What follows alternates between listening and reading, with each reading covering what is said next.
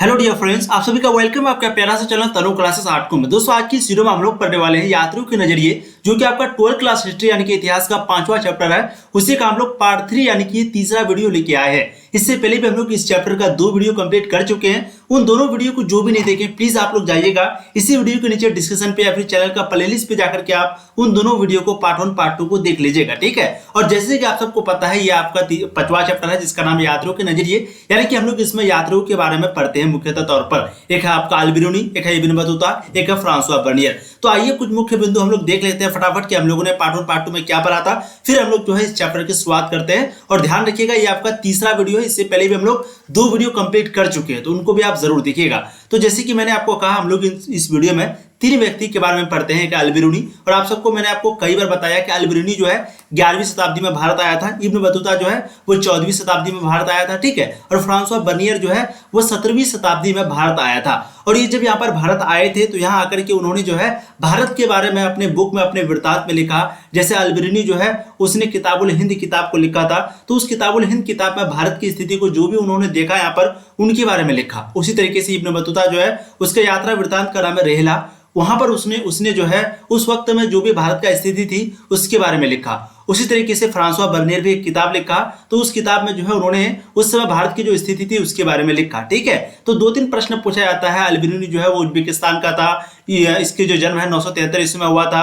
इन्होंने एक बुक लिखा जिसका नाम रखा किताबुल हिंद। किताबुल हिंद जो है कौन सी भाषा में थी ये भी पूछा जाता है, तो किताबुल हिंद जो है वो अरबी भाषा में थी, ये चीज को ध्यान रखना है। अब हम लोग चलते हैं दूसरा व्यक्ति जिसका नाम मैंने अभी आपको बताया, इब्न बतूता। इब्न बतूता जो है मोरक्को का रहने वाला था, ध्यान रखिएगा मोरक्को का।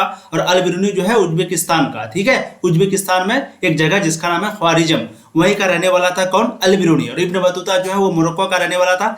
इब्न बतूता का यात्रा वृत्तांत यानी कि इब्न बतूता का जो किताब का नाम है वो है रेहला। क्या नाम है? रेहला। और रेहला ये भी जो है अरबी भाषा में लिखा गया था। कौन सी भाषा में? अरबी भाषा में। तो ये दोनों चीज को आपको ध्यान रखना है, ठीक है।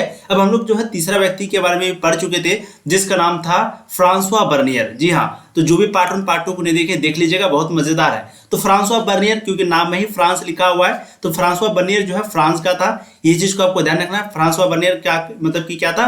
फ्रांस का था। और ये जो फ्रांसवा बर्नियर है वो चिकित्सक भी था, डॉक्टर भी था। आपको प्रश्न भी पूछा जाता है कि कौन सा यात्री जो है चिकित्सक थे, तो आपको बोलना होगा फ्रांसवा बर्नियर, ठीक है। तो फ्रांसवा बर्नियर जो है वो डॉक्टर भी थे, ठीक है। चलिए अब आगे हम लोग चलते हैं, जो कि बहुत ही इंपॉर्टेंट है। फ्रांसवा बर्नियर के बारे में एक चीज आपको मैंने बताया था कि वो जो भी चीज भारत में देखता था हमेशा जो है भारत का कंपैरिजन किससे करता था?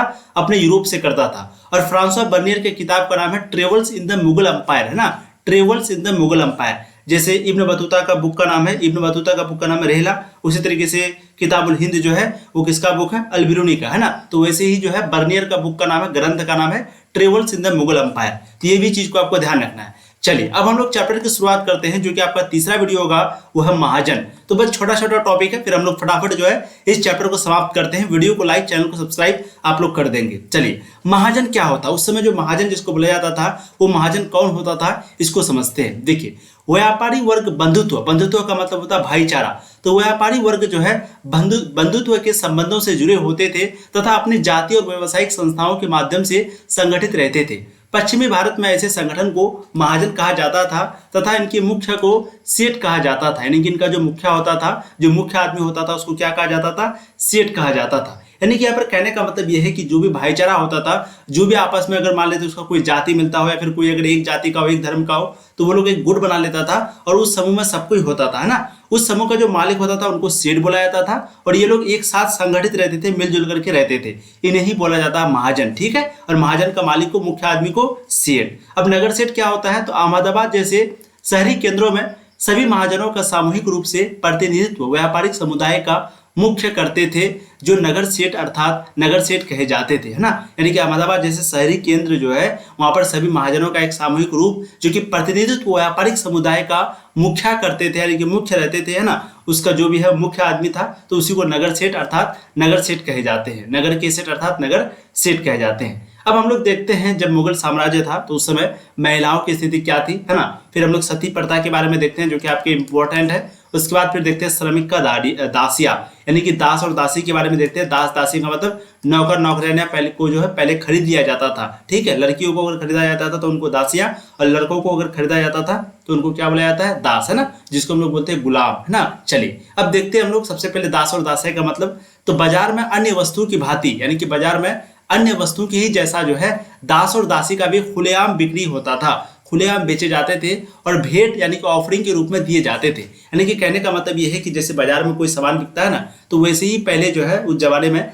दास और दासी यानी कि नौकर और नौकरानी का बिक्री होता था, खरीद बिक्री, है ना, खरीद बिक्री उनका होता था। और कोई कोई जो है राजा को खुश करने के लिए या फिर कोई बड़े अधिकारियों को खुश करने के लिए ये जो दास और दासी है यानी कि लड़का और जो लड़की है उसको गिफ्ट के तौर पर दे देता था कि जाइए ये दोनों गुलाम आपके नाम हम कर दिए, है ना। इस तरीके से गिफ्ट दिया करता था, ऑफर दिया करता था। जैसे एक एग्जांपल में लिया गया है कि इब्न बतूता ने जो है मोहम्मद बिन तुगलक को घोड़े, ऊंट तथा दास भेंट किए थे। एक तो घोड़ा भेंट किया ही था, ऊंट भी भेंट किया था, साथ ही साथ दास भी उसको भेंट किया था। और सुल्तान के गवर्नर को किशमिश, घोड़ा तथा दास भेंट किए थे। और जो सुल्तान के गवर्नर थे उनको किशमिश, घोड़ा तथा दास भेंट, है ना, तो इसको भी दास भेंट दिया था इब्न बतूता मोहम्मद तुगलक को भी, और किसको दिया था, सुल्तान के जो गवर्नर थे उसको भी दिया था, है ना। तो ये हो गया आपका दास और दासिया। अब हम लोग देखते हैं नेक्स्ट टॉपिक जो कि है दास और दासिया का उपयोग, यानी कि दास और दासिया का मुख्य तौर पर कहाँ पर उपयोग होता है, इसको अब हम लोग देखते हैं। देखिए सबसे पहला पॉइंट है आपका, सुल्तान की कुछ दासियां संगीत के कार्य में लगी थी, वो संगीत सुनती थी। यानी कि कहने का मतलब है कि सुल्तान की जो दासियां थी वो ज्यादातर नाच वगैरह उस समय करते थे, है ना, नृत्य वगैरह करते थे, संगीत यानी कि गाना वगैरह गाते थे उस समय जो भी होता था। तो सुल्तान की कुछ दासियां जो कि संगीत के कार्य में लगी थी वो संगीत सुनाती थी, है ना। दूसरा पॉइंट है सुल्तान दासियों को अपने अमीरों पर नजर रखने के लिए नियुक्त करते थे। उस समय जो ना अमीर होता था, अमीर का मतलब बोल सकते हैं कि राजा के जो सबसे करीब होता है, यानी कि उस समय जो राजा महाराजा होता था, सुल्तान होता था, उनके करीब जो होता है उनको अमीर बोला जाता है। तो उस समय जो है सुल्तान जो है दासियों को यानी कि लड़कियों को लगा देता था। दास का मतलब दास क्यों कहा गया, क्योंकि उनको ना बेच दिया। अगर मान लेते आप कोई आदमी को जाके बेच देंगे तो उसको क्या बोलेंगे, हम दास बोलेंगे। और जिसके पास आप जाके बेचेंगे ना तो वो मनमर्जी उपयोग करेगा उसका, है ना, कभी ये काम कभी वो काम ऐसे उपयोग करेगा। तो वही चीज कहा जा रहा है कि सुल्तान जो है दासियों को यानी कि जो भी उस समय दासियां थी उसको जो है राजा पर ध्यान देने के लिए, अमीरों पर ध्यान देने के लिए, जो भी उस समय अमीर थे उस पर नजर रखने के लिए उसको नियुक्त किया, है ना। अमीर का मतलब क्या है, एक प्रकार का पद, जैसे प्रधानमंत्री, मुख्यमंत्री होता है, छोटा छोटा डीएम वगैरह होता है, तो वैसे ही ना अमीर का एक पद है ना इस्लाम के अनुसार। चलिए अब अगला पॉइंट देखते हैं हम लोग। दासों को मुख्य रूप से घर का कामकाज के लिए ही इस्तेमाल किया जाता था। चलिए दासिया को तो भाई दो जगह, एक तो संगीत गाने के लिए, दूसरा अमीरों पर नजर रखने के लिए। लेकिन जो दास होते थे, जो लड़के लोग होते थे, उनको मुख्य रूप से सिर्फ घर का काम के लिए ही इस्तेमाल किया जाता था। पालकी या डोली में पुरुषों और महिलाओं को ले जाने के लिए दास की सेवाएं ली जाती थी। पालकी या फिर डोली में या तो पुरुष को या तो महिलाओं को अगर कहीं भी ले जाना हो तो क्या करता था, दासों का ही सेवाएं जो है ली जाती थी, है ना। अब अगला पॉइंट हम लोग देखते हैं। दासों की कीमत दासियों की अपेक्षा काफी कम थी, लेकिन फिर भी दासों की जो कीमत है वो दासियों की अपेक्षा बहुत कम थी, समझ रहे हैं। दासों की कीमत दासियों की अपेक्षा जो है बहुत कम थी। तो कहने का मतलब है कि ये उस समय जो है दास और दासियों का उपयोग था। आपको चीजें समझ में आ रही है। चलिए अब हम लोग नेक्स्ट टॉपिक पर चलते हैं जो कि है सती प्रथा।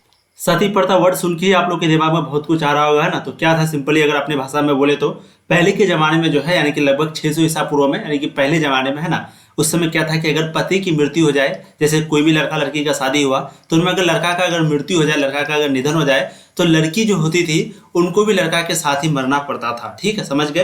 यानी कि पहले क्या होता था, पति और पत्नी दोनों साथ में रहते थे, ठीक है। लेकिन जब अगर पति की मृत्यु हो जाए तो पति का जो भी उसमें जो भी जलाया जाता था पति को, तो उसके साथ पत्नी को भी उसी में जलना पड़ता था, जिंदा ही।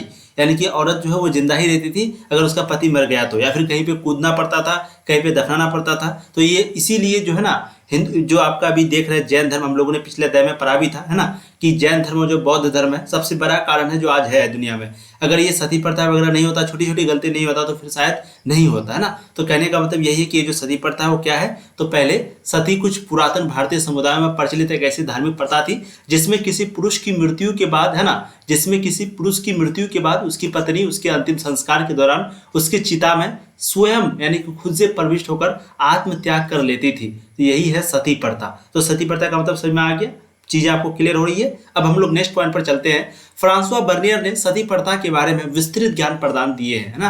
फ्रांसवा बर्नियर जो है सती प्रथा के बारे में बहुत कुछ बताए हैं। यानी कि फ्रांसवा बर्नियर जो है 17वीं शताब्दी में भारत आए थे, तो ये जो सती प्रथा है 17वीं शताब्दी में भी था, ध्यान रखिएगा 17वीं शताब्दी में भी था ये चीज, है ना।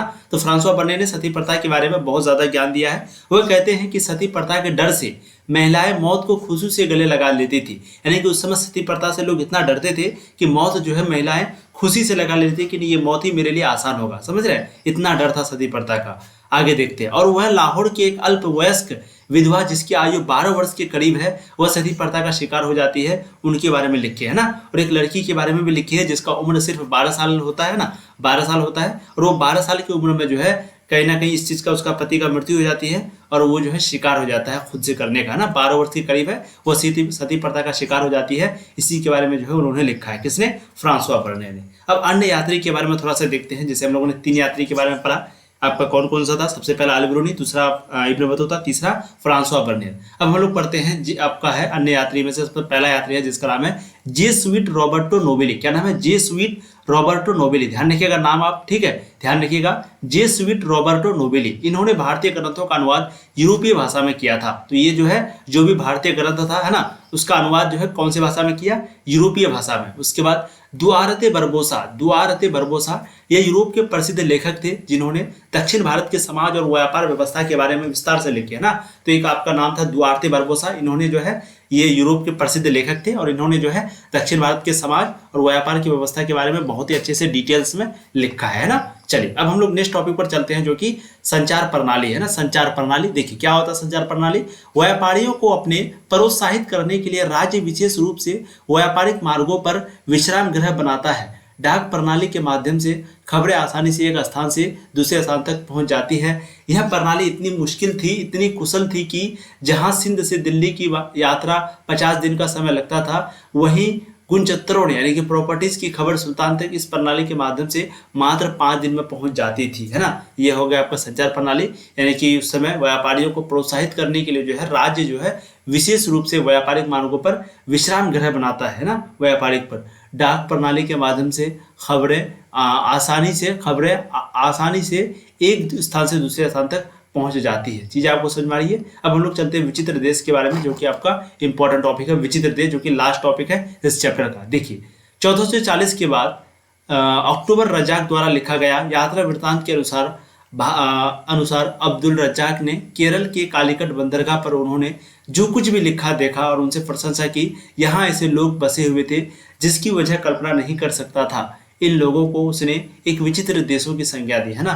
तो विचित्र देश 1440 के दशक में अब्दुल रज्जाक द्वारा लिखा गया यात्रा वृत्तांत के अनुसार अब्दुल रज्जाक ने केरल के कालीकट बंदरगाह पर उन्होंने जो कुछ भी मांगा और उनसे प्रशंसा की। यहाँ ऐसे लोग बसे हुए थे, है ना, जिसकी वह कल्पना नहीं कर सकता था। इन लोगों को उसके एक विचित्र देश की संज्ञा दी, है ना। चीज़ आपको समझ में आ रही है। ये था आपका विचित्र देश। तो आप लोगों ने उम्मीद करते हैं समझ में आ गई होगी। प्लीज़ वीडियो को लाइक कर दीजिएगा, चैनल को सब्सक्राइब कर दीजिएगा, शेयर कर दीजिएगा। Thank you so much. ऐसे ही आप लोग पढ़ाई करते रहिए, है ना। और जो भी पीडीएफ कल परसों लिए हैं उनको पीडीएफ अभी तक नहीं मिला है तो आप लोगों को घबराना नहीं है। आज जो है आप लोगों को शाम को पीडीएफ 100% मिलेगा ही मिलेगा, ठीक है। Thank you so much. आप लोग ऐसे ही पढ़ाई करते रहिए। All the very best. सब कुछ यहाँ पर पूरे तरीके से तैयारी होती है, इसलिए प्लीज़ ज़्यादा से ज़्यादा अपने सारे दोस्तों को शेयर कीजिए, ठीक है।